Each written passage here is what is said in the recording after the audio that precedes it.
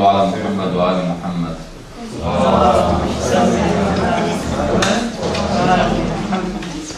أعوذ بالله من الشيطان الرجيم. بسم الله الرحمن الرحيم. يسبح لله ما في السماوات وما في الأرض الملك القدوس العزيز الحكيم. هو الذي بعث في الأميين رسولا منهم يتلو عليهم آياته ويزكيهم ويعلمهم الكتاب والحكمة وإن كانوا من قبل لفي ضلال مبين. وآخرين منهم لما يلحقوا بهم وهو العزيز الحكيم. ذلك فضل الله يؤتيه من يشاء والله ذو الفضل العظيم. مثل الذين حملوا التوراة ثم لم يحملوها كمثل الحمار يحمل أسفارا بئس مثل القوم الذين كذبوا بآيات الله والله لا يهدي القوم الظالمين.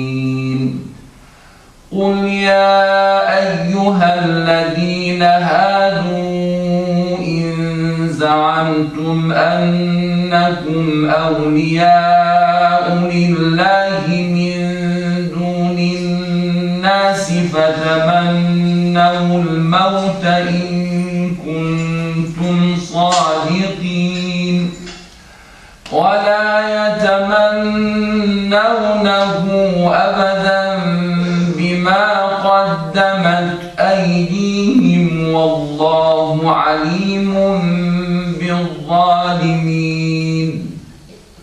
قل إن الموت الذي تفرون منه فإنه ملاقيكم ثم تردون إلى عالم الغيب والشهادة فينبئكم بما كنتم تعملون.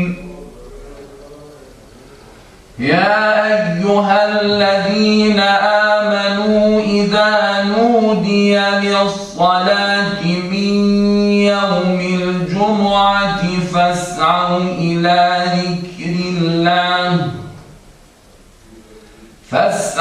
إلى ذكر الله وذروا البيع ذلكم خير لكم إن كنتم تعلمون. فإذا قضيت الصلاة فانتشروا في الأرض وابتغوا من فضل الله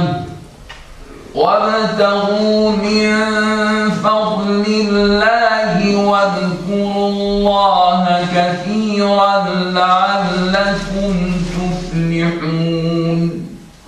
وإذا رأوا تجارة أو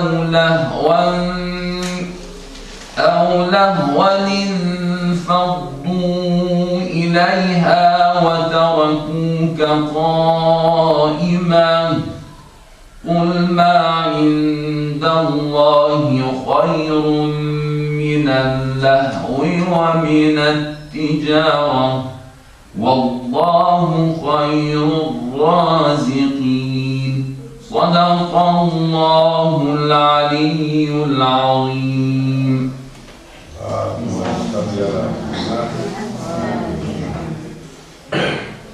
أعوذ بالله من الشيطان الرجيم. بسم الله الرحمن الرحيم. الحمد لله رب العالمين والصلاة والسلام على سيد المرسلين حبيب قلوبنا وشفيع ذنوبنا وطبيب نفوسنا أبي القاسم محمد بن عبد الله وعلى أهل بيته الطيبين الطاهرين. السلام عليكم جميعا ورحمة الله وبركاته. En el nombre de Dios, el clemente, el misericordioso, la paz de Dios sea con todos sus profetas, desde Adán hasta Muhammad, salawatullah wa salamu alayhim ajma'in. Muy buenos días, bienvenidos nuevamente al curso An-Nur 2, Málaga. El primer curso que alhamdulillah habíamos hecho el año pasado, en septiembre, en la Husainía de Fuengirola, había sido el curso An-Nur 1, Málaga. Este es el curso An-Nur 2, Málaga, y esperemos hacer, inshallah, el curso An-Nur 3, si Dios quiere, para este grupo, inshallah. Si ustedes recuerdan, habíamos tocado 6 temas que dijimos que íbamos a plantear en este curso. Los primeros temas tenían que ver con la relación de los creyentes y los musulmanes con los no musulmanes, que eso lo vimos ayer. Hoy, que es el segundo día, vamos a comenzar a hablar sobre el segundo tema, que tiene que ver con la forma de educar a nuestros hijos en el Islam. En realidad, el tema que habían solicitado los hermanos era cómo hacer atractivo el Islam para nuestros hijos. Pero como hacer atractivo el Islam para nuestros hijos tiene que ver con un tema de educación, a manera de introducción yo voy a tocar ciertos puntos que tienen que ver con los principios de la educación en el Islam, para luego sí entrar directamente en la materia de cómo hacer atractivo el Islam para nuestros hijos. Hay un tema fundamental que tiene que ver con el título que habían elegido para esta clase, que es cómo hacer atractivo el Islam. El cómo hacer atractivo, o sea, la manera de presentar algo atractivamente, que ya puede ser Islam o cualquier otra cuestión, tiene que ver con un método. O sea, hay métodos para atraer a la gente a través de la publicidad, de la palabra, de cualquier tipo de digamos, estilo que quiera tomar el ser humano para atraer a la gente. Pero eso es un método. Ahora, sobre el método no hay una ley general en el Islam de decir, bueno, si utilizamos este método, 100% su hijo va a ser un buen musulmán. ¿Por qué? Porque el método de atracción tiene que ver con algo que está relacionado con los gustos. Y sobre gustos no hay nada escrito.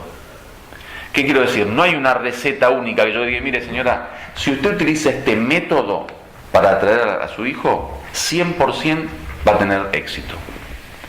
Tenemos casos en donde un mismo método fue utilizado en 2 familias. El primero sale un ayatollah, el segundo sale un asesino. Mejor método que los profetas no tenemos. Tenemos hijos de profetas que salieron maravillosos, hijos de profetas que salieron un desastre, como el profeta Noé, su hijo. Mejor que el método y más atracción que el método de los imames alayhimussalam no tenemos. Tenemos hijo de un imam que se transforma en Jafar Sadiq, el hijo del imam Bakr. Hijo de imam que se transforma en Jafar al-Kadhab, el mentiroso. El tío del imam Mahdi, cuando el imam Hassan Askari falleció, se transforma en imam ¿quién? El imam Mahdi, el hijo. Al imam le reza al imam. Cuando muere un imam, ¿quién le reza? Un imam. Cuando muere el imam Hassan Askari, aparece el imam Mahdi para rezarle. Antes del imam Mahdi, ¿quién aparece? Aparece el hermano del imam Hassan Askari, se llama Jafar, que por lo mentiroso que era le llaman Jafar al-Kadhab, Jafar el mentiroso. Ni bien muere el imam Hassan Askari, aparece Jafar y se pone a rezar Allahu Akbar, para decir, bueno, al imam le reza al imam, yo soy imam. Y ahí es la primera aparición que hace el imam al-Mahdi Allahu Ta'ala Faraju Sharif, después de su ocultamiento menor. No de su ocultamiento menor, perdón. La primera aparición que hace, después de haber estado ocultado antes del ocultamiento menor, cuando recién nació, que la madre lo ocultó durante 5 años, ¿no? Nació en el año 260, hasta el 265 estuvo oculto, para que no lo maten, como la historia de Moisés. Hace su primera aparición cuando Jafar el Kadhab estaba ahí para rezar, y dice, tío, córrete porque ciertamente yo tengo más derecho a rezar el cuerpo de mi padre que tú. Entonces, ¿qué quiere decir? Que no hay un método para atraer, porque a mí me atrae algo que usted puede no ser atractivo para usted, como todos los gustos y todos los placeres. Ahora sí podemos hablar después de los métodos generales que se utilizan, obviamente, para hacer quizá más atractivo en general, no para la persona en particular. Para la persona en particular, usted sabe más que le gusta a su hijo.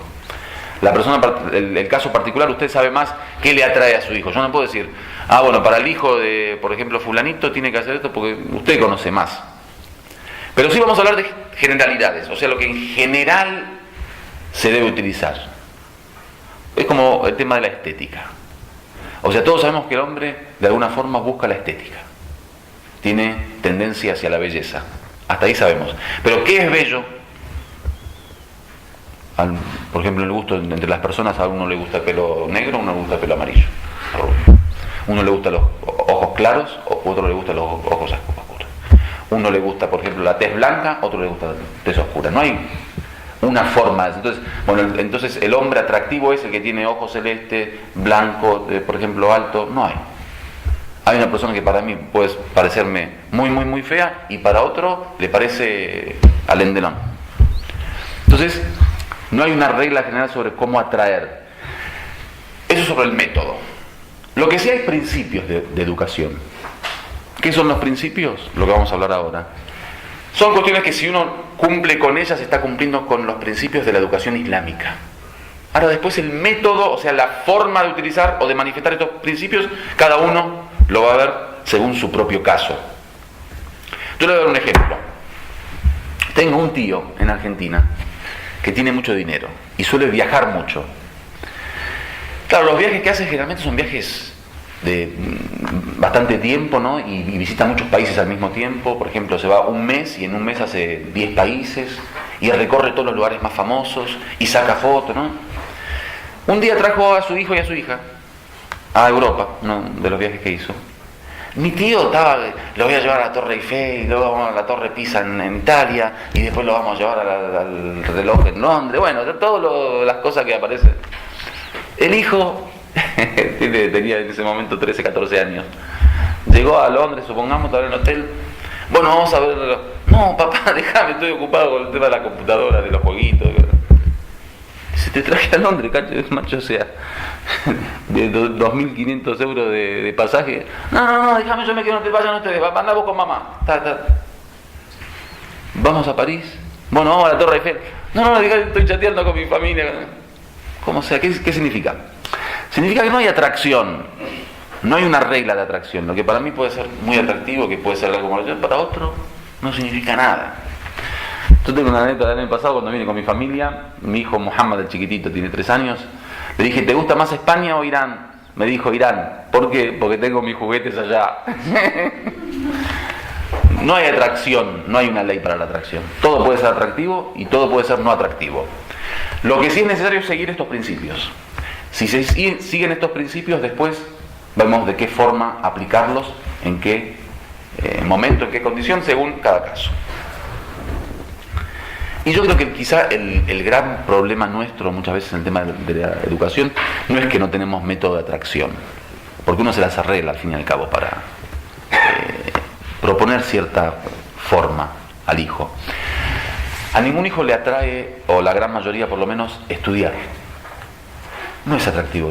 Generalmente en la edad, por ejemplo, de la primaria, especialmente hasta los 7, 8 años, al niño no le gusta estudiar. Eso, digamos, naturalmente el niño en esa etapa quiere jugar. Y esa es la cultura de Ahlul Bayt, ¿no? Los hadís aparecen hasta los 7 años. Originalmente dice hasta los 7 años, déjenlos. O sea, olvídense de estudiar, que jueguen. El profeta tiene hadices que dice, el que tiene un niño durante esa etapa, que él se haga niño. O sea, que el hombre, el padre, se transforme en niño. Porque solamente necesita jugar.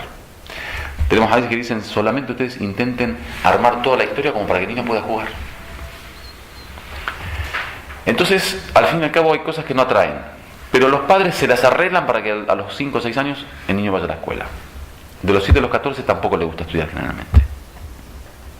Recién a partir de los 15, 16 puede ser que aquel que tiene algún tipo de, digamos, interés. Existe obviamente el sentido de curiosidad en el niño, pero curiosidad no es estudiar. Curiosidad es querer saber, querer aprender, sí, pero ir a las 7 de la mañana a la escuela y estar hasta 1 de la tarde, no, eso generalmente, el sentido de responsabilidad no le gusta. Pero los padres se las arreglan para que al fin y al cabo los niños vayan a la escuela. ¿Qué quiero decir? Que al fin y al cabo uno sabe de qué forma convencer, de qué forma. Pero el problema que tenemos con la religión es que generalmente no es en el método, sino son en los principios. Generalmente no cumplimos o no aplicamos los principios de la educación. Bueno, me imagino que querrán saber los principios, ¿no? Tuve 10 minutos hablando de los principios para que... Hay un principio general en la educación islámica que es que el educador o quien quiere atraer a la persona hacia una ideología o un sistema de vida o lo que sea, tiene que educarse a sí mismo. O sea, la autoeducación. No creemos en el Islam nosotros que una persona pueda educar si antes no se haya educado él mismo. No hay forma de poder enseñar si uno no aprendió primero él y no aplica a su vida esas enseñanzas. Generalmente el efecto psicológico de una persona sobre otra tiene que ver con que ella cree en lo que está diciendo. Y el creer es haberlo aplicado a su vida, el haberlo corporizado en su vida. Nosotros desgraciadamente estamos muy acostumbrados a hablar mucho y a hacer poco. Estamos muy acostumbrados a saber muchas cosas y a aplicar pocas cosas. Ayatollah Bahjat, que es un místico, ya lo habrán escuchado porque siempre yo lo nombro, un místico contemporáneo iraní muy famoso. Siempre venía gente a pedirle consejos. Y siempre decía, bueno, que me dé un dhikr, que me dé un rezo especial, un dua, que me explique, por ejemplo, una acción determinada. Dijo, no, haz lo que sabes. O sea, cada uno de nosotros tiene conocimiento. Ese conocimiento aplicarlo. O sea, el problema nuestro no es un problema de información, nos falta información. Nos falta sentido de responsabilidad. Nos falta cumplir. Yo le hago una pregunta. ¿Cuántos de nosotros sabemos que Salatul Layl, el rezo durante la noche, es muy mustahab y trae la felicidad del dunya y del ákhira, de esta vida y de la otra vida? ¿Usted no sabía? Ahora sabe. Bueno, Salatul Layl dice que el que desea ser feliz en esta vida, que rece Salatul Layl. Y el que desea ser feliz en la otra vida, que rece Salatul Layl. Bueno, Salatul Layl es un ejemplo, puedo decir otras cosas. ¿Cuánto sabemos de eso? ¿Pero cuántos rezamos? ¿O cuántas veces rezamos? Como eso muchas cosas, El ayuno. ¿Cuán beneficioso es el ayuno? Estamos dispuestos a hacer 200 tipos de régimen, pero ayunar. El profeta dice, sumu tasihhu, ayunen para estar bien de salud. Nosotros vamos a la farmacia, vamos al médico, hacemos los tratamientos, tomamos de toda la química que se puede, tomamos todos los remedios, y no es en contra de los médicos, Fátima, no te... Ayer le estaba mandando cliente y le estaba quitando cliente. El profeta dice, no, sumu, ¿quieren estar sanos? Ayunen. Nosotros con presión el mes de Ramadán ayunamos. O sea, una presión que decimos, ojalá sea el último mes. Especialmente en España. Yo una vez estábamos en una reunión y estábamos viendo a qué país mandar a los sheikhes en América Latina. Y como ya Ramadán caía en verano, todos se querían escapar de Irán por el calor y porque hasta las 10 de la noche no se podía comer. Entonces estaban todos contentos. El que iba a Chile, pleno invierno, a las 6 de la tarde comía, tranquilo, frío. El que iba a Argentina, el que iba... Y yo la verdad internamente me puse contento porque yo generalmente iba a Chile o a América Latina, ¿no? Y dije, bueno, alhamdulillah, que Dios me ayudó este año. Voy a ir a América Latina, vamos a pasarla bien, por lo menos el mes de Ramadán no va a ser tan difícil. Y ese año me mandaron a España. A las 10 de la noche no comía. Bueno. Entonces, el problema es un problema de aplicación de lo que se sabe. Muchas veces nosotros insistimos, en cómo enseñarles el Islam, en cómo transmitir el Islam, en cómo, que estos conceptos y estas enseñanzas lleguen a nuestros hijos. Eso es un tema, pero eso de alguna forma llega, especialmente hoy el tema de Internet, y eso los niños tienen acceso a información. El problema es la aplicación, Generalmente el Imam Ali alayhi salam tiene un hadith famoso de una madre que quería prohibirle a su hijo de comer algo o hacer algo específico, y fue al Imam Ali y le dijo, Imam, si usted se lo dice, él lo va a aceptar. El Imam Ali dijo, venga mañana. Dijo, pero ahora traje al hijo, ahora, quiero que ahora le diga, son 2 palabras, no hace falta. Dice, venga mañana. Dice, pero, o sea, dígale nada más, no estoy pidiendo nada. Con que le diga a usted, no hagas esto, ya está. Dijo, yo hoy no hice eso. Entonces necesito hacerlo para que una vez que yo lo haga y lo practique, le diga, hazlo. Pero yo sin hacerlo yo no. Cuentan de Abbas al-Qummi, el autor del libro Mafatih al-Jinan. Mafatih al-Jinan es un libro muy famoso de du'as, de súplicas, en la Shia. Cuentan de Abbas al-Qummi que cuando estuvo en Najaf y planteó el hecho de editar Mafatih al-Jinan, le dio Mafatih al-Jinan a la editora, y al otro día se arrepintió y se lo quitó. El editor no entendió mucho esa historia. Después de un año nuevamente vino Abbas al-Qummi y le dio Mafatih al-Jinan al editor. Le dice, hace un año habías traído este mismo libro y al otro día me lo quitaste, ¿qué pasó? Dijo, Mafatih al-Jinan es un libro de adoración, de devoción, y yo ahí estoy poniendo todos los hadices que ordenan hacer tal rezo, levantarse durante la noche, hacer tal dua, leer tal aliyah de Corán, tal sura de Corán. Dice, y había muchas cosas que yo había escrito que yo no las había practicado en mi vida. Entonces tomé un año para practicar todo el contenido de Mafatih al-Jinan y cumplir con todo eso, para después decirle a la gente, háganlo. Obviamente, primero esa sinceridad en la acción, y segundo ese compromiso y esa responsabilidad de actuar, de aplicar antes de hablar, hace que hoy en día el Mafatih al-Jinan esté en la casa de todo Shia, junto con el Corán y con Nahj al-Balagha. Son muy pocos los que, por ejemplo, bueno, acá puede ser porque en España no está la división de Mafatih al-Jinan, pero en el mundo islámico, por ejemplo, son muy pocos los que son Shias y no tienen al lado del Corán y Nahj al-Balagha Mafatih al-Jinan o Sahifatu Sajjadiyya. Pero yo le podría decir Mafatih al-Jinan más que Sahifatu Sajjadiyya. Sahifatu Sajjadiyya del Imam Sajjad, es de un imán. Pero Mafatih al-Jinan yo puedo decir, quizá, o sea, no hay casa que no esté.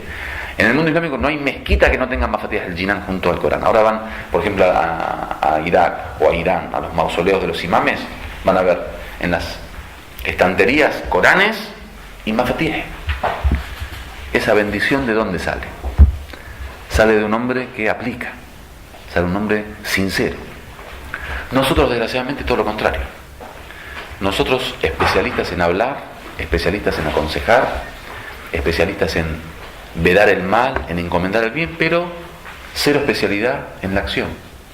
Hasta la obligación, cuando hablo de mí, por favor, no quiero que piensen que estoy hablando de ustedes, de mi persona.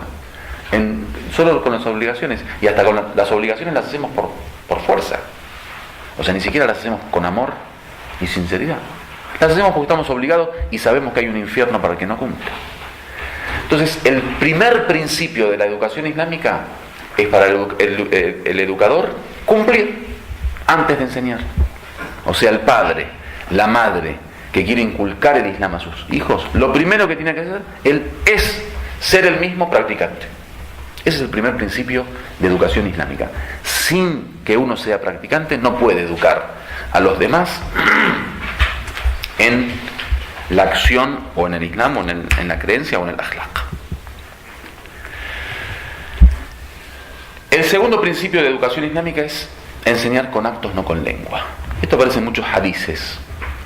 Hay un hadiz famoso del Imam Sadiq, Kunu du'atan lana bighayri alsinatikum. O sea, inviten a la gente hacia nosotros, o hacia nuestras enseñanzas, o inculquen a los demás nuestra cuestión, no con la lengua, sino con las acciones. Kunu du'atan lana bighayri alsinatikum. Y hay muchas narraciones que hablan sobre eso. Desgraciadamente, en la cultura oriental, que generalmente la cultura islámica, digamos, se desarrolló en Medio Oriente, está mucho el tema de la cultura auditiva. O sea, qala al-Sadiq, qala Rasulullah, qala Amir al-Mu'minin, qala al-Baqir. El qala tenemos, el dijo el profeta, dijo Ali, lo tenemos como si fuera, digamos, la única forma de enseñar. Todos decimos qala, qala, qala. Ustedes fíjense, tenemos narraciones que hablan de beneficiarse del estilo o de los métodos del enemigo. cómo el enemigo está trabajando para inculcarnos su cultura o imponernos su cultura. Ahora el tema de la invasión cultural. Fíjense cómo trabaja el enemigo y fíjense de qué forma triunfó. Cuando en Disney quisieron crear a Mickey, dijeron: queremos crear un personaje que entre en la casa de todo ser humano en todo el universo. Y crearon a Mickey Mouse. Díganme si hay alguien en el mundo que no conoce a Mickey Mouse. Ahora todos levantan la mano. No. Eso es inculcar, eso es educar. Educar es que todo el mundo conozca a Mickey Mouse, eso es. Ahora decí el Imam Al-Hadi. El Imam Al-Hadi, en el mundo islámico, ¿quién lo conoce? En el mundo islámico, estoy hablando del universo, ¿eh? En el mundo islámico. Había un iraní de una zona que ama mucho a Abul Fadl al-Abbas, el hermano de Imam Hussein, que martirizó, que no es imam obviamente, ¿no? Dice que en un concurso televisivo le preguntaron cuántos son los imames. Dijo: Ali, Hassan, Hussein, Abbas, Zain al-Abidin. Dijo: ¿cómo Abbas? Dije otra vez. Dice: Ali, Hassan, Hussein, Abbas, Zain al-Abidin. Dice: no, Abbas. Dice: cuéntelo otra vez. Dice: Ali, Hassan, Hussein, Abbas, Zain al-Abidin. Dijo: discúlpeme, pero está equivocado, Abbas no es un imán. Dice: ¿qué? ¿Abbas no es un imán? Dice: Hassan, Ali, Hassan, Hussein, Taqi, Naqi, a lo último. Dice: no, sáqueme ese Taqi, Naqi, póngame a Abbas.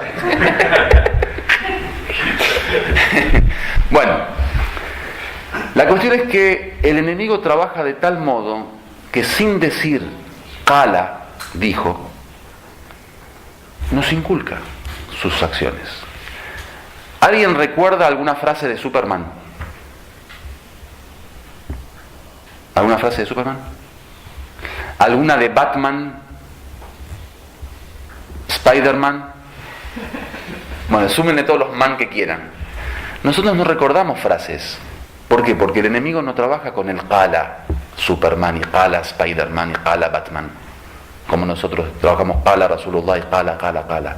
El qal y el qil, en árabe el decir y el no decir, no es el método. Nosotros memorizamos hadices, se enorgullecen, en el mundo sunna especialmente, se enorgullecen. Tal faqih memorizó 175.000 hadices. Allahumma salli ala Muhammad.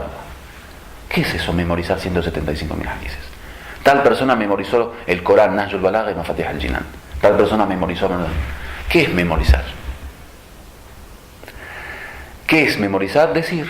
Memorizar para decir. ¿Qué es decir? Mover la lengua. El movimiento de lengua no hace seres humanos, no transforma al hombre. ¿Cuándo el movimiento de lengua, o sea el qala, transforma a un ser humano? Cuando detrás de ese qala hay una acción, o sea el ser humano ese hizo algo, y una vez que hizo algo después dijo algo. El que hizo dijo. Ese decir sí es importante. El que hizo dijo, pero el decir, nosotros, como decía, en Medio Oriente tenemos la cultura auditiva. Generalmente queremos que el niño escuche, queremos que el niño aprenda, digamos, de oído. El enemigo, ¿cómo trabaja? Crea un modelo. Superman y Batman y Spider-Man son modelos de hombre. He-Man. Usted ve, por ejemplo, al héroe que viene a salvar la humanidad, al héroe que salva al niño oprimido, al héroe que cura al enfermo, al héroe que mata al ladrón. Ven acciones. La educación es con un modelo, y el enemigo está trabajando así, va creando modelos, y el modelo es el que educa y el que transforma y el que me hace a mí querer ser como Batman, querer ser como Superman. Al niño el enemigo no le dice porque dijo Batman, porque dijo Superman, no dicen así. Crean un film y le inculcan esos valores y esos principios en un personaje que es una realidad. Entonces, esto del Imam Sadiq que dice no enseñen nuestra religión con la lengua, significa que la lengua no es tan importante. Ahora nosotros venimos, solo memorizamos, solo decimos hadices, solo decimos aleyas. Eso no tiene efecto. El imam Khomeini, rahmatullah alayh, por ejemplo, ahora sí uno dice, bueno, dijo el imam Khomeini tal cosa, ¿no? Pero para que ese dijo el imam Khomeini tal cosa tenga efecto, el imam Khomeini tuvo que transformar, por ejemplo, Irán. Tuvo que hacer un gobierno islámico, tuvo que crear una revolución. Una vez que hizo eso, sí, ahora decimos, bueno, dijo Khomeini. Lo mismo que dice el imam Khomeini dicen muchos otros sabios. Pero como no hicieron nada, si yo le digo, por ejemplo, dijo, por ejemplo, Zanjani. Puede ser que le digo lo mismo que dijo el imam Khomeini, y pongo en su boca la misma frase, pero como Zanjani no hizo nada importante, ustedes no van a darle relevancia a ese dicho. Entonces, eso que cala que decimos nosotros, el dicho tiene relevancia, tiene importancia cuando detrás hay un personaje que con su conducta apoya su dicho, pero dijo. Entonces, es necesario salir de esta cultura del hablar y de tratar de enseñar a través de la lengua. No, es que yo, por ejemplo, no sé quién me dijo hace unos días, bueno, no sé, pone clases de memorización de Corán a su hijo. Está bien. Pone clases de memorización de hadith. Pone clases, por ejemplo, memorizarlos. Yo, cuando era chiquito, me recuerdo, a mí me enseñaron los 5 principios de la religión, las ramas de la religión, el nombre de los 12 imames. Hasta en Irán, ya de grande, en el house, un profesor nos enseñó los 12 imames, la fecha de nacimiento, fecha de martirio. Fecha de nacimiento, y había que marcar el 15 de raya, 15, 13 de raya. ¿Qué es eso? Se va eso, o sea, esa forma de educación eso no es educación islámica. Educación islámica es crear un modelo y que el niño vea, especialmente en los niños. La forma de aprendizaje del niño más sofisticada, o sea, que mayor efecto tiene, es a través de la imitación.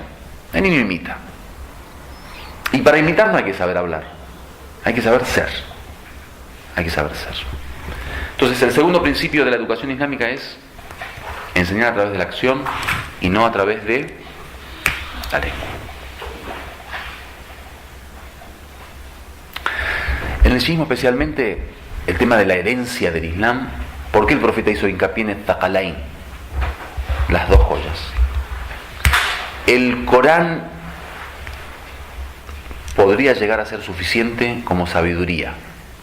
O sea, a nivel teórico, como las enseñanzas del Islam, en su teoría al Corán no le hace falta nada.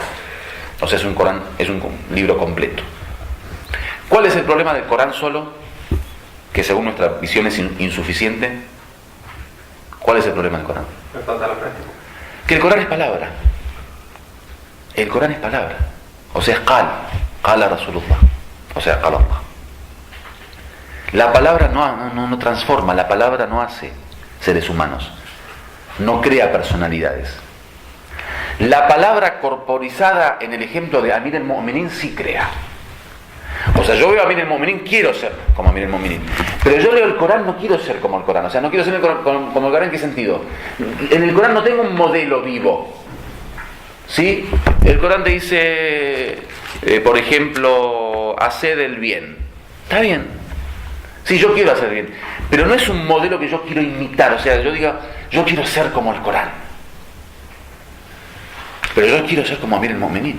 Porque es un modelo igual que yo. O sea, hay similitud. O sea, yo puedo ser como... No puedo ser, obviamente. Yo quisiera ser como él. El imam Khomeini le preguntó a su hijo, y como quién quiere ser. Dijo, quiero ser como tú. Dijo, entonces no serás nunca como yo. Porque yo quería ser como el imam Sadiq y ahora soy Ruhullah. Entonces vos que querés ser Ruhullah, vas a ser aún más chico. Lo importante es el modelo. Entonces, la cultura de Thaqalain es el Corán, palabra, y el Corán hombre. Tiene que haber un Corán hombre, un Amir el-Mu'minin, un Imam Hussein. O sea, Karbala. Karbala es el mismo Karbala que está en el Corán. En el Corán está el sacrificio, la lucha en contra de la opresión, no obedecer al opresor, está levantarse en contra de la injusticia, está la paciencia. O sea, el Karbala teórico está en el Corán. Hasta los ejemplos de Yahya, por ejemplo, y cuando lo degollaron, y todo eso está, por ejemplo, en el profeta Ibrahim, alayhi salam, cuando Dios le ordena degollar a su hijo, o sea, el sacrificio hasta la última consecuencia, está. Pero nadie utiliza eso como el modelo a seguir. Lo utiliza como una teoría para aprender y saber los principios, los valores. Pero el modelo a seguir, ¿quién es? Abi Abdullah al-Hussein. ¿Por qué? Porque lo hizo, lo aplicó, lo transformó en una realidad. Los niños, y hasta cierto punto los jóvenes hasta los 21 años, suelen imitar. Y en la imitación buscan modelos. El joven está constantemente buscando modelos. Yo me acuerdo, cuando estaba en Argentina, constantemente estaba viendo cómo vestirme, o sea, igual que quién vestirme, igual que quién hablar, igual que quién mirar, sentarme, o sea, o lo veía en la televisión, o en el periódico, o en un amigo, o en un maestro, o sea, siempre buscaba al joven eso. Hasta ahora, hoy en día todos tenemos modelos. Generalmente, por ejemplo, yo tengo muchos amigos sheikhes en el tema del discurso. Tratan de imitar, por ejemplo, traen los CDs o los DVDs, pero como un sistema educativo, o sea, hay una institución que enseña, y dentro del método está traer a los grandes, por ejemplo, oradores, y que lo imiten. Ha tenido un amigo que hasta la mama se la arreglaba de la misma forma, que había un sayer muy famoso, entonces ponen la mama así, cada tanto decía 5 palabras, se ponen la mama así. Uno busca generalmente los modelos. ¿Por qué busca el modelo? Porque el modelo aceptado ya socialmente o culturalmente hablando ya pasó la prueba. Si yo no tengo un modelo, entonces tengo que probar cierto comportamiento y ver si lo aceptan o no. Pero un tipo que es un modelo, es un ejemplo, como decidirían hoy los jóvenes, un ídolo, el ídolo ya pasó la prueba. O sea, ya es aceptado socialmente. ¿Qué quiere decir? Que si yo sigo ese camino, voy a ser aceptado socialmente. El ídolo logró el triunfo y el éxito. ¿Qué quiere decir? Que yo sigo ese camino, lograré el triunfo y el éxito. La experiencia de los demás es algo que ya a mí me asegura el éxito. Pero entrar en un camino sin experiencia puede ser que me vaya bien, puede ser que me vaya mal. Entonces hay una búsqueda de modelo constante. Ese es el tema de educar no a través de la lengua, sino a través del modelo. Hay que crear un modelo, que el niño y el joven vean en la familia ese modelo. El tercer punto es la educación desde pequeño. A mí me toca mucho escuchar gente que viene, por ejemplo, sí, no, lo que pasa es que mi hijo tiene 25 años y entró con el tema de las drogas, y ahora también se consiguió una novia, la dejó embarazada, y después está todo el día tomando alcohol. Y como que el Islam tiene una receta mágica, que ahora ese joven de 25 años que es drogadicto y alcohol y fornicador, y de repente el Islam tiene que solucionar el problema. Una pregunta: usted que tiene un hijo de 25 años fornicador y mentiroso y, por ejemplo, drogadicto y alcohólico, durante estos 25 años, ¿en dónde estaba? O sea, ¿qué hizo usted durante estos 25 años? Dice, no, yo me convertí al Islam hace 2 años y ahora quiero transformar a mi hijo. Claro, ese no es el ejemplo islámico de educación. Tenemos hadith, por ejemplo, al-ilmu fi as-sighar kan-naqshi fi al-hajar. El aprender o el conocer, el conocimiento durante la niñez es como, ¿cómo le llaman? Naqsh. Grabar en la piedra. Eso es grabar en la piedra. A los 25 años grabar en la arena. Esos castillos que hacen los jóvenes estos en la playa. Vas a las 2 semanas, no hay más castillos. Uno puede, miren, el educar o el enseñar es sembrar algo en una tierra, ¿cómo le llaman? Fértil. El educar en la niñez es darle un conocimiento que el niño no tiene, o sea, es conocimiento después de ignorancia. Eso es enseñar. Enseñar en la niñez es dar una información que ignora. Pero enseñar durante la madurez o la juventud es transformar información que tiene, o sea, quitar y poner, o darle una dirección diferente. Eso no es enseñar. La enseñanza es cuando es de cero, o sea, el papel es blanco, escribo en él, o sea, construyo la personalidad. Pero no es que el papel está todo escrito, ya con una personalidad formada, yo vengo a borrar y a volver a escribir. ¿Por qué? Porque ahí ya están las líneas marcadas de la personalidad. Entonces, el tercer principio de la educación islámica es que la educación tiene que comenzar en la niñez. Yo diría más, no en la niñez, antes de la niñez. Cuando nace. Diría más, no cuando nace, en el embarazo. Diría más, no en el embarazo, antes de la concepción. Diría más, antes de la relación marital. Diría más, cuando elegimos a la esposa. O la esposa elige al esposo. Ahí empieza la educación. Cuando el Corán dice, cuando las narraciones dicen, por ejemplo, enseñen a sus hijos desde que nacen, o sea, desde la cuna hasta la muerte. ¿Qué significa? Que la responsabilidad del educador es desde que nace.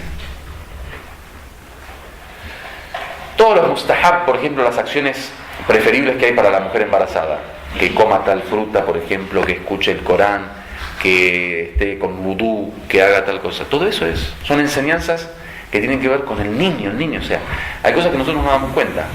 Sí, el joven a los 18 años anda de cabaret en cabaret. Qué raro, porque nosotros la verdad no le enseñamos nada de eso. Bueno, ¿cuántas veces tuvieron relación los padres en la habitación cuando el niño era un bebé? Es lo más normal, ¿no? El niño que es bebé, cuando amamanta, generalmente ¿dónde duerme? En la habitación con los padres. ¿Cuántas veces tienen relaciones los padres con los bebés? En la habitación. Eso es cuando tiene 18 años en el cabaret. Eso es. En los hadices aparece, es muy macro. Entonces hay cosas que uno no se da cuenta. Se piensa que la educación es no, porque yo le aconsejé que no vaya con... Es que no es aconsejar. En aquel momento, cuando era un bebé y tenías relación en tu habitación, ese era el momento de educar para que a los 18 años no vaya al cabaret. Como eso, muchos ejemplos, En la comida, el comer halal, solo el comer halal. El imam Hussein a.s. cuando habló con la gente de Yazid, con el ejército de Yazid, la causa de que Yazid sea Yazid y de que el ejército de Yazid sea el ejército de Yazid es haber comido haram. Muli'at butunukum min al haram. Vuestros dientes han sido llenados con haram. Esa es la causa que el imam Hussein. O sea, Ashura, toda la historia de Ashura vuelve a comer haram. Ahora después vienen los analistas, porque la opresión, y porque la injusticia, y porque los omeyas, y porque la educación. No, comer haram. Lo que pasa es que nosotros, como estamos acostumbrados siempre a las causas y efectos materiales, uno pensamos, claro, si vio, por ejemplo, tal cosa, entonces ocurrió tal cosa. Si no lo vio, no es así. Hay muchísimas causas que no son de esas materiales que nosotros creemos que son tan así, digamos. 2 más 2 es 4, no. En el Islam muchísimas cuestiones tienen que ver con pequeñas cosas que están en las acciones, como el tema de comer halal y comer haram. El Muqaddas al-Ardabili, que es un gran sabio del Islam, Shia, le llaman Muqaddas, o sea, un santo, un hombre sagrado. El padre iba caminando, puede ser que les conté la historia, pero no importa, la repetimos. El padre iba caminando por un bosque, por un parque, un lugar, un campo, y había un río, y él caminaba al lado del río. De repente la corriente del agua traía una manzana. Agarró la manzana y se la comió. Cuando se la comió, dijo, pero esta manzana quizá tenía dueño.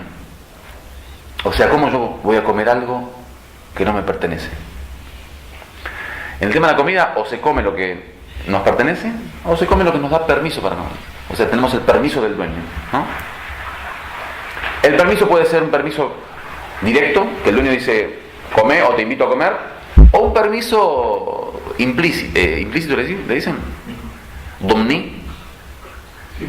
Implícito. Como por ejemplo que usted me diga, bueno, yo te doy la llave de mi departamento para que vivas una semana porque no tenés casa, por ejemplo. Y yo vivo en esa casa una semana. Abro la heladera y hay una manzana. ¿La puedo comer o no?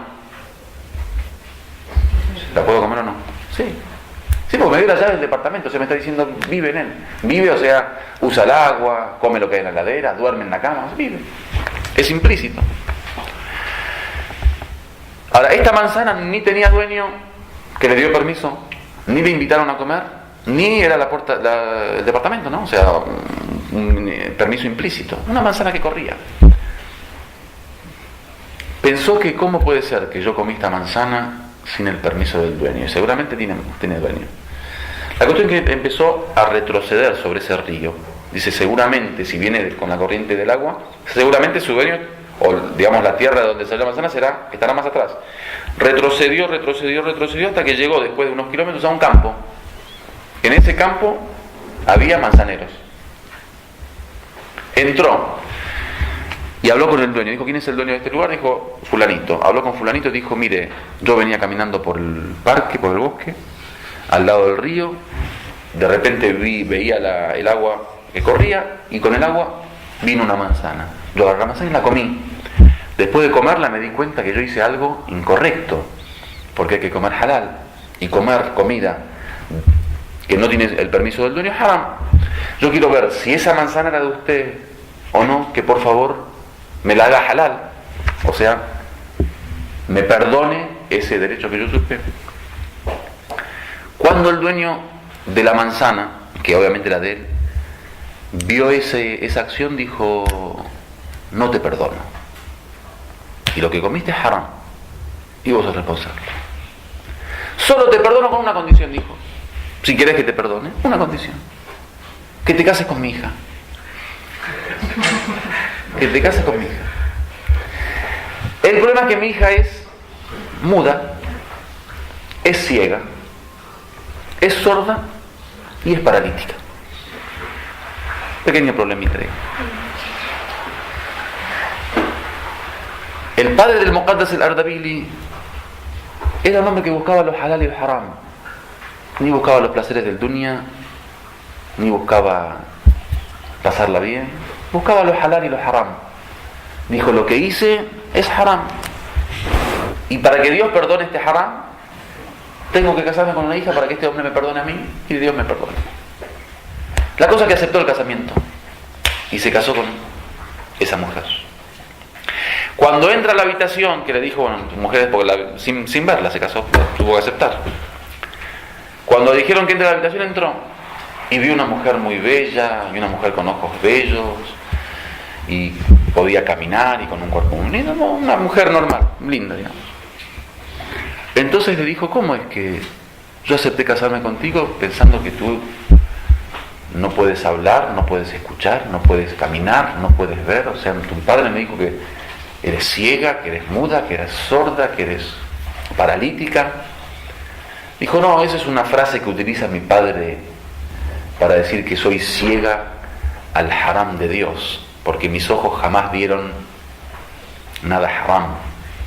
Pero soy ciega en el sentido de que no veo haram. Y soy muda al haram de Dios, porque mi lengua no habla cosas que no sean halal. Y soy sorda al haram de Dios porque no escucho ni gaiba, ni hablar mal de las personas, ni música, y soy paralítica al haram. O sea, mis piernas no se dirigen hacia un lugar que es haram. Eso es. Bueno, de ese matrimonio salió al-Muqaddas al-Ardabili, que es un hombre de los más santos de la historia de los sabios del Islam. Entonces, ¿cómo puede ser un hombre tan santo? Claro, un hombre tan santo por un padre tan santo. Un padre tan santo que hasta una manzana. Y esto no es historieta, que bueno, soy para ponernos contentos con esta historia. No. Fatima al-Zahra, sallallahu alaihi wasallam, su concepción es después de que el profeta comió una manzana del paraíso, ¿no? O sea, no estamos hablando de retórica para que quede lindo el discurso. Una realidad profética. El profeta no concebió a Fatima al-Zahra a no ser después de haber, digamos, ingerido lo más puro y lo más halal, que es una manzana del paraíso.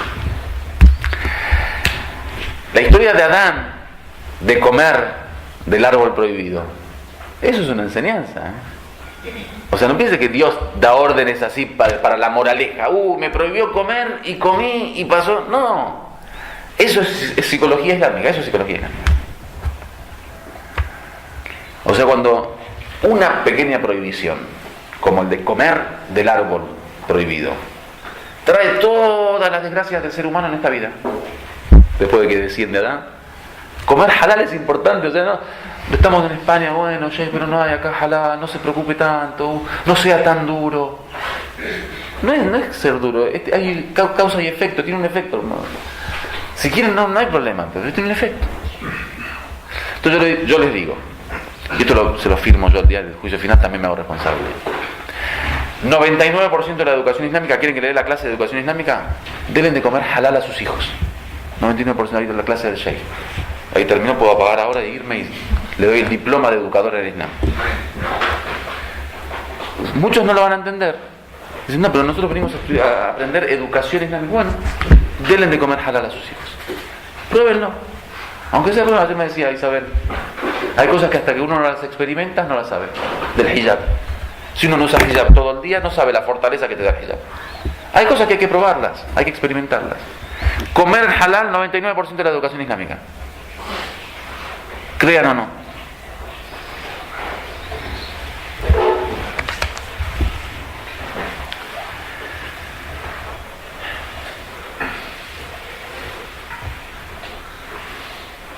Bueno, estamos en el tema de la educación desde niño.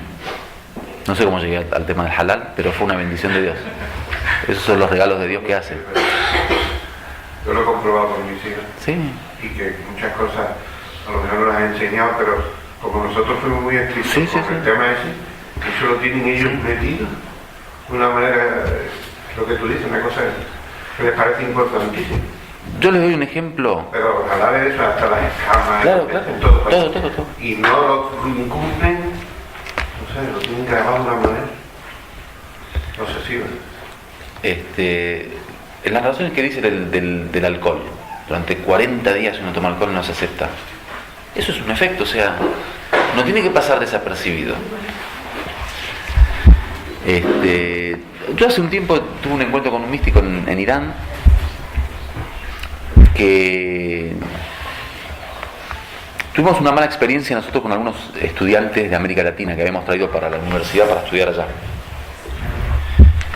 Y muchos de ellos, bueno, estudian un año, por ejemplo, un año y medio, y después ya no tienen paciencia como para continuar los estudios y regresan a sus países sin haber terminado los estudios.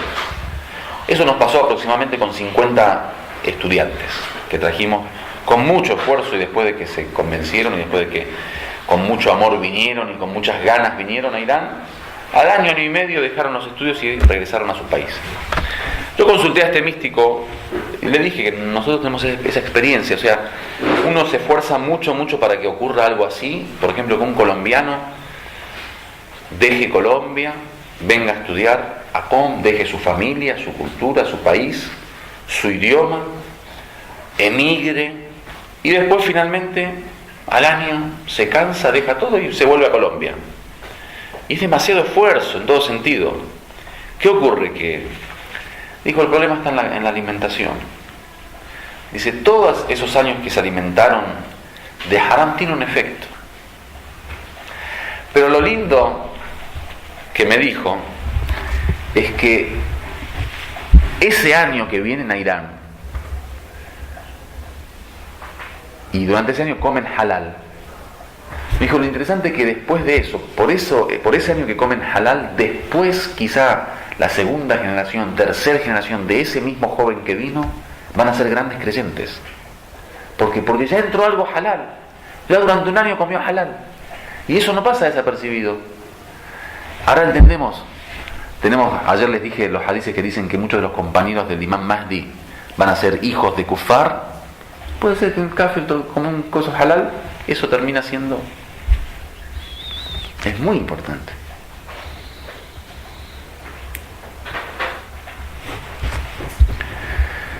Entonces, el que no se preocupa por la educación durante la niñez, que se despreocupe durante la juventud.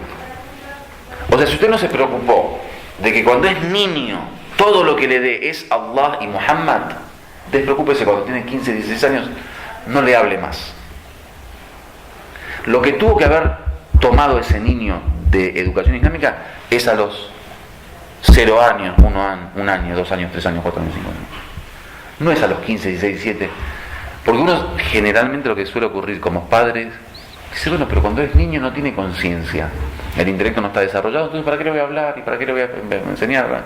Esperemos que tenga 16, 17 años cuando ya me puede escuchar, nos podemos sentar, podemos dialogar, entonces mira, Muhammad es bueno, el Corán es bueno. Es un grave error. Toda la educación comienza desde eso, desde el comienzo, en todo eso que dijimos. Cuando la madre amamanta, si amamanta con vudú sale de una forma, el niño se amamanta sin vudú sale de otra forma. Tenemos Muhammad Hussein Tabatabai, un niño pequeño, habrán visto quizás algunos los videos de él, tenía 3 años memorizador de Corán en Irán.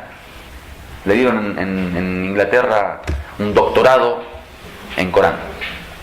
Niño, 3 años, memorizador del Corán. Obviamente milagroso, ¿no? No fue a ninguna escuela. Le preguntaron a la madre cómo fue que le enseñó el Corán. Dijo, no, bueno, el padre le enseñó Corán, o sea, repetía el Corán. Pero lo más importante es que jamás amamantó sin que yo tenga vudú. Cada vez que quería amamantarle yo me hacía la alusión. Y esa pues. Entonces yo creo que es importante salir de esta mentalidad del educador teórico, de que yo le enseñé el Fatiha perfecto, le enseñé los Usul al-Din, le enseñé Furu' al-Din, le enseñé el Corán, le enseñé Juz Amma, le enseñé cómo conocer la Qibla, le enseñé cuándo empieza la luna del mes de Ramadán, todo. En la teoría somos maestros, generalmente nuestros hijos saben todas esas cosas. ¿Y por qué no salen buenos musulmanes? ¿Por qué no salen creyentes? ¿Cuántos hay que durante muchos años le dieron de leer, le enseñaron Corán, lo llevaron al mundo islámico, lo hicieron peregrinar, les trajeron profesores? En el norte de África es muy famoso el tema de traer un profesor a las casas, por ejemplo. Otros amigos que tengo de Egipto, por ejemplo, o de Argelia, traen un profesor a la casa, enseñan. La enseñanza está. Y ahí está la distinción o la diferencia entre enseñanza y educación. Nosotros confundimos la educación con la enseñanza. Yo le enseñé a mi hijo, sí, pero ¿qué le diste de comer? ¿Tenías vudú cuando le amamantaste? ¿Le dijiste que diga Bismillahirrahmanirrahim al empezar? Bismillahirrahmanirrahim. Cambia toda la historia de la alimentación, toda la historia. Le conté la última vez, Masaru Emoto, el japonés que hizo la prueba sobre el agua. Si le pone... Se lo conté la última vez. Un japonés que hace unas pruebas, unos experimentos con el agua. Si le pone la palabra Allah al agua, le saca una foto y la imagen molecular del agua sale muy muy bella. Si le pone Shaitan, sale una imagen muy muy fea. Si dice Allah, sale la imagen maravillosa. Si dice, por ejemplo, odio, sale una imagen muy fea. La palabra Bismillah. Entonces, esos detalles, yo creo que si sale de todo esto, digamos, en resumen, el cambiar la mentalidad, irnos del enseñador, o sea, del profesor, del maestro, del bla bla, de la lengua, hacia esos detalles mínimos que son fundamentales, yo les digo, triunfan. Es eso, ¿eh? ¿Cómo puede ser que, por ejemplo,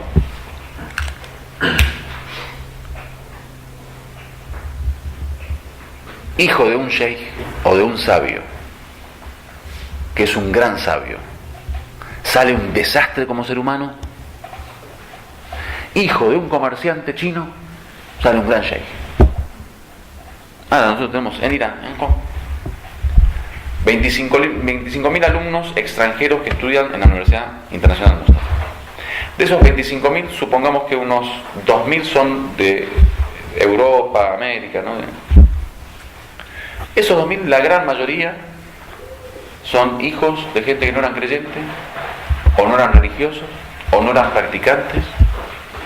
Muchos de ellos son personas muy, muy, muy puras, muy, muy creyentes, muy, muy practicantes. Hijos de Ayatollah,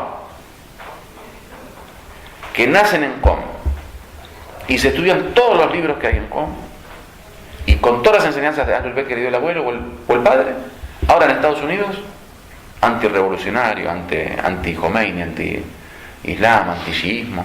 Bueno, ¿cómo se entiende? Y se entiende porque no todo es enseñanza y lectura y estudiar. Hay ciertos detalles, tema de y disculpen que lo repito mucho, pero quiero que quede, digamos, en la mente. El tema de la alimentación fundamental, el tema de la pureza y la impureza. Lo puro y lo impuro. Uno dice, sí, me lavé las manos. No, lo puro y lo impuro cambia la historia. Cambia la historia. El tener una impureza en la casa puede ser que no permite que los ángeles entren, puede ser que los shaitanes acompañen, puede ser. Todo eso es educación islámica. El dormir con vudú, nada más. Dormir con vudú te cambia toda una historia en el sueño.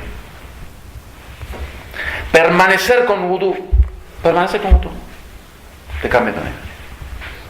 Eso es educación. Nosotros vamos libracos de psicología islámica, 700 volúmenes para ver cómo educar a ti. Bueno, que se haga vudú. Yo les soy sincero, yo leo los hadices de Ahlul Bayt Salam y yo les voy a leer los hadices para que me crean. Un hombre como el profeta de Dios, salawatullah wa salamu alayh, que es la universidad de la educación islámica. Es una universidad. Tiene doctorado sobre doctorado el profeta en la educación islámica. ¿Sí? Es el maestro de los genios y de los seres humanos.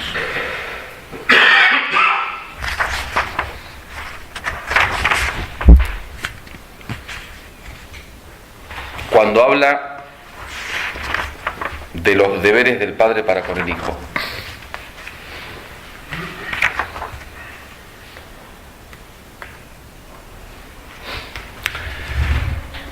inna awwala ma yanhalu bihi ahadukum waladahu al-ism al-hasan falyuhsin ahadukum isma waladihi. Ponerle un buen nombre.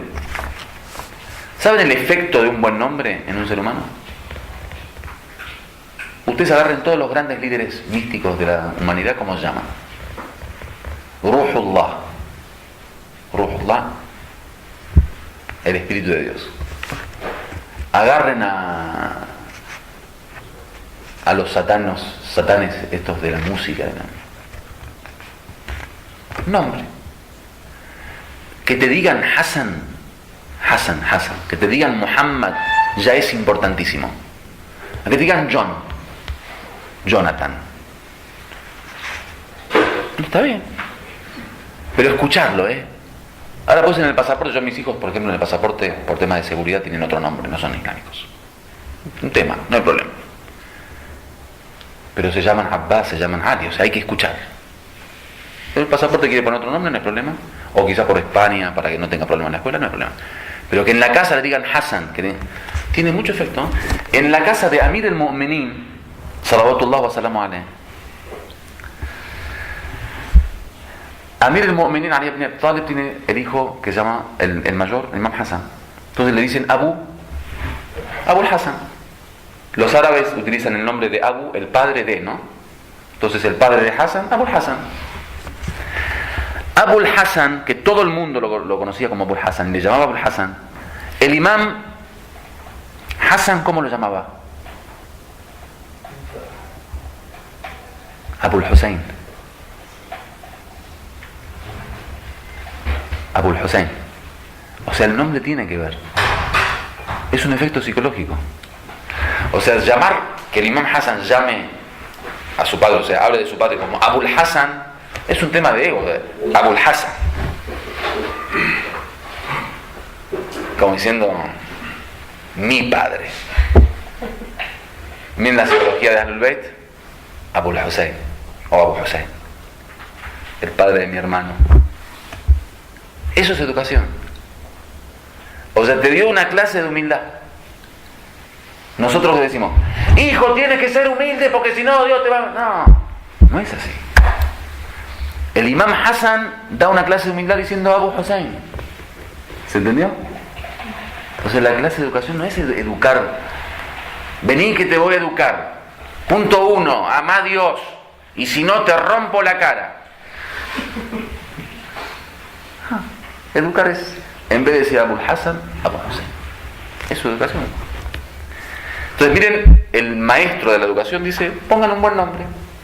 Nada especial.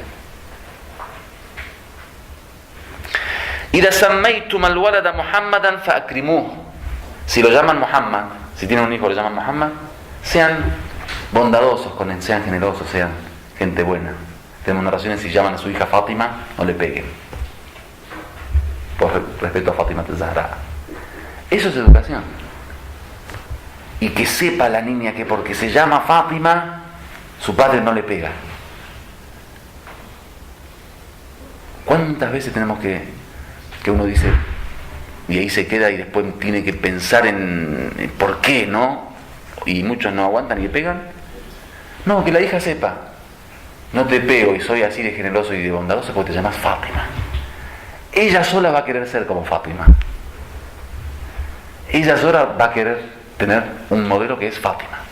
No hace falta, tenés que tener hijab, tenés que hacer esto, tenés que salir, no mires, no toques, no, eso no es. Fátima. Yo, hija mía, no te pego porque te llamas Fátima. Ella sola va a ir a leer por quién es Fátima. Ella sola va a aprender quién es Fátima.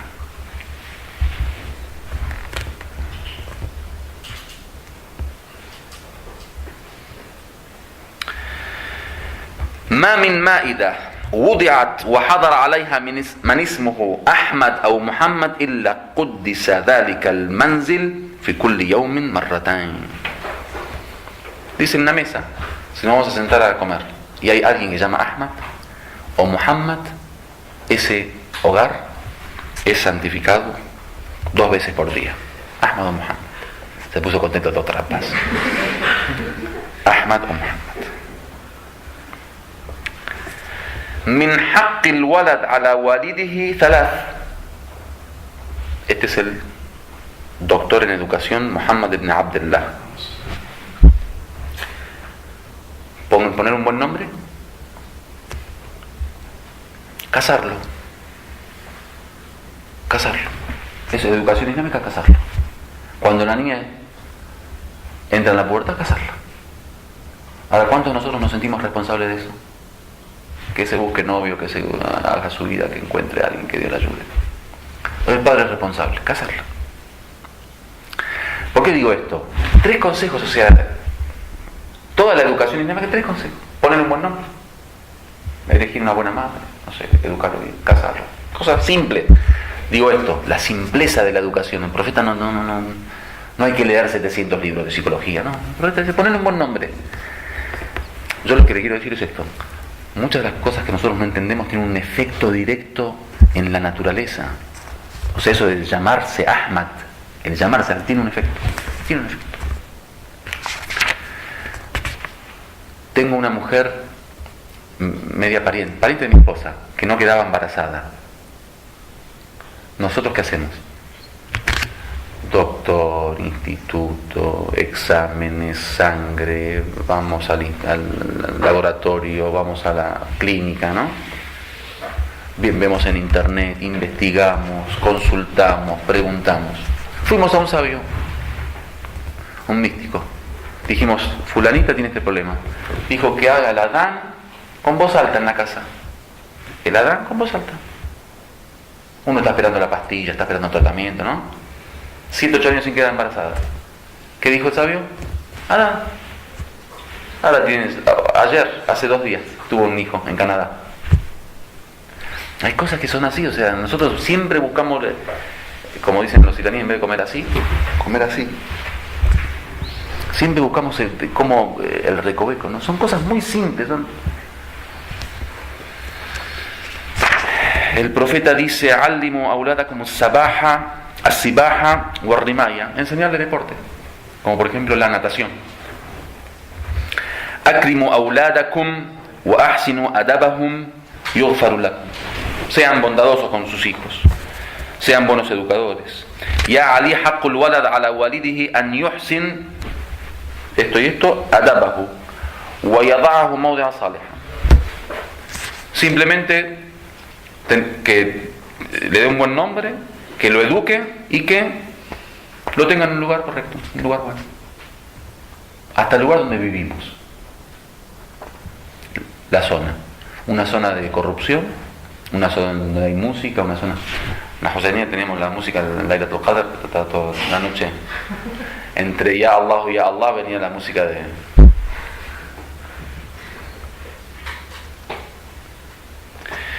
¿Cuántos padres tenemos que no recuerdan cuándo dieron el último beso a su hijo? Yo tengo muchos ejemplos. ¿Cuándo besaste la última vez a tu hijo? Dice, para. Man qabbala waladahu kataba Allahu azza wa jalla lahu hasana. Quien besa a su hijo, Dios le escribe un hasana, una buena acción. Akthiru min qublati auladikum. Den muchos besos a sus hijos. Beso. No estamos mandando ni mandarlo a Harvard. Beso. Porque uno se piensa en educación, nos va a hablar de educación. Bueno, anotar ahora todos los consejos de la psicología y la sociología y todas las logías que puedan encontrar. Beso. ¿Hay algo más simple que eso? Pero ¿por qué digo el doctor en educación? Porque esto lo está diciendo Muhammad ibn Abdullah, no está diciendo fulanito. O sea, el profeta de Dios, el que conoce los secretos de toda la creación, dice, besen a sus hijos, bésenlos. ¿Quieren educar? Y también bésenlos. Akthiru min qubla. Den muchos besos a sus hijos. Fa inna lakum bi kulli qublati daraja fil jannah. Dice, por cada beso tendrán un nivel, un grado en el paraíso. Seamos sinceros. Lograr el paraíso es la dificultad que tiene, ¿no? Uno piensa que lograr... Besar a tu hijo. Cada beso te sube un grado. Cada beso un piso más. Cosa tan simple pero tan profunda al mismo tiempo.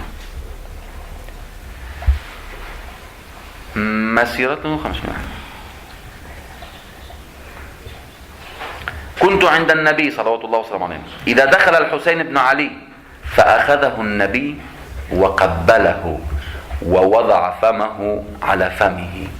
Dice, estuve junto al profeta de Dios. Cuando entró el Hussein ibn Ali, lo agarró, lo besó y puso su boca sobre su boca. Eso es educación. Eso es. Modelo estamos buscando, ese modelo. No le enseñes hadices. No le des clases de fiqh 1, 2, 3, 4. Algunos ponen fiqh 1, jurisprudencia 1, jurisprudencia como si fuera una universidad. La casa no es una universidad. Y la casa no es una escuela. La casa es lugar de tranquilidad. Le llaman en árabe maskan a la casa, ¿no? Maskan viene de la misma raíz de sakina. Sakina es relax. Allahumma inni uhibbuhu. Cuando besó al Hussein, dijo, oh Dios, yo lo amo. Wa ahibba fa ahibbahu wa ahibba man yuhibbuhu. Tú también ámalo y ama a quien lo ama. Que un sabio dice del tafsir de este hadith, dice, significa que amar al Hussein es ser parte del dua del profeta. El que siente en su corazón amor por el Hussein, Dios lo ama, porque Dios, el profeta dijo, oh Dios, ama a quien ama al Hussein. Y el dua del profeta es respondido por Dios, entonces aquel que ama al Hussein, Dios lo quiere.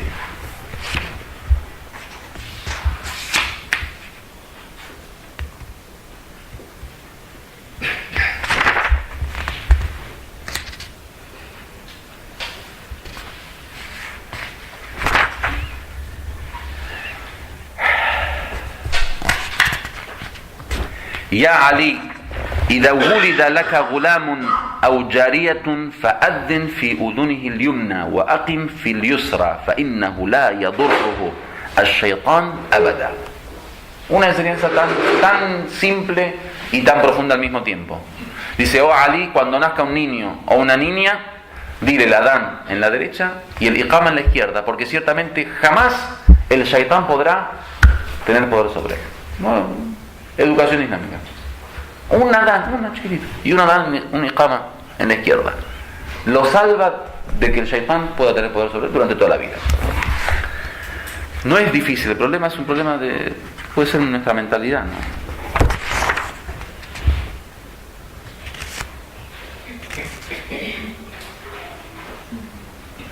A la niña enseñarle Surat an-Nur, dice el profeta. y no enseñarle Surat Yusuf. Surat Nur, enseñarla, y no enseñar Surat Yusuf.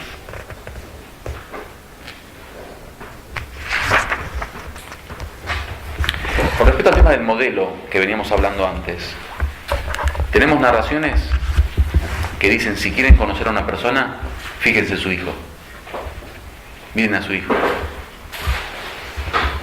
Especialmente dicen que el hijo, el tema de la moral y del carácter, sale igual que la madre, ¿no? La madre tiene un efecto directo. No, perdón, el tema de la inteligencia es eso. El tema de la inteligencia de los hijos generalmente salen a la madre. El tema del carácter generalmente salen al padre. Si quieren conocer a un hombre, dicen, miren a su hijo, fíjense cómo actúa. Y ahí conocerán al padre. Bueno, que Dios los bendiga, inshallah, walhamdulillahi rabbil alamin.